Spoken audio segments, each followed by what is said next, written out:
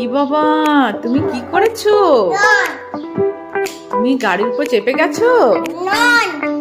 On করে দিয়েছো গাড়ি? গাড়ি চলছে? হুম। হুম। দেখো কে এসেছে এখানে।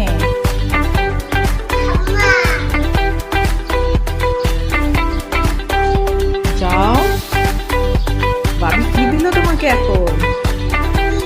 উটি দিয়েছো? আমা কেমন খেলো উটি?